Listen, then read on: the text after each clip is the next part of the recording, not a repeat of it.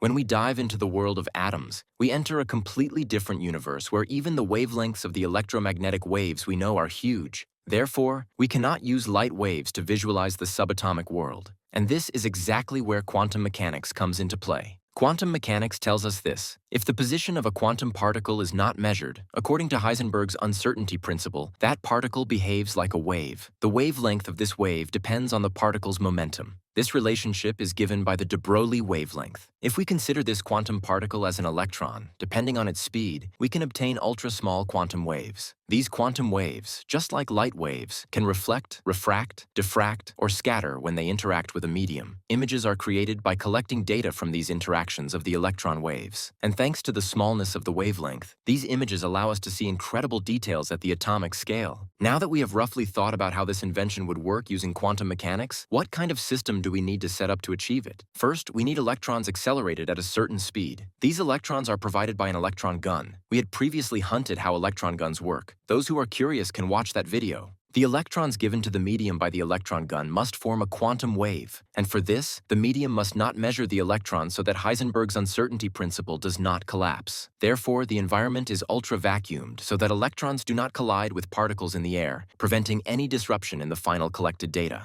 The electron beam given to the vacuumed environment must be further focused, thereby increasing the resolution and clarity of the image. For focusing, electromagnetic lenses used in electron guns are applied successively. These electromagnetic lenses consist of a wire carrying an electric current at their centers and a coil wound around it, allowing the electrons to rotate around the center due to the magnetic field and approach the center due to the electric field, preventing them from moving away from the center. The focused electrons, if we look at them as a wave, the quantum wave with increased amplitude, are sent onto the sample. The sample must be chosen thin enough not to completely absorb this wave. This way, more accurate data can be collected from the transmitted, absorbed, and scattered waves. According to the interactions of this wave, there are two types of electron microscopes. One is the Transmission Electron Microscope, TEM, and the other is the Scanning Electron Microscope, SEM. TEM uses the absorption, refraction, diffraction, or scattering of the electron wave by the material. As a result, it visualizes the internal structure of the material in detail using the data from the electron wave that passes through the material. SEM, on the other hand, collects the reflection of the electron wave interacting with the material, the light emitted by the material's excited electrons, and the scattering from its atoms, providing information about the material's surface and visualizing its surface. The best results are achieved by combining these two methods, called STEM, where all interaction data from the electron waves are collected, allowing the material to be visualized in 3D down to fine details. The final step, the detectors, is the most critical part of this job. The electron waves emitted after interacting with the material are collected by electron detectors and transferred to a computer. These detectors must be selected according to the energies of the electron waves. In the SEM method, the energy of the electron waves scattered from the surface is low, so detectors that can detect low-energy electrons must be developed and used.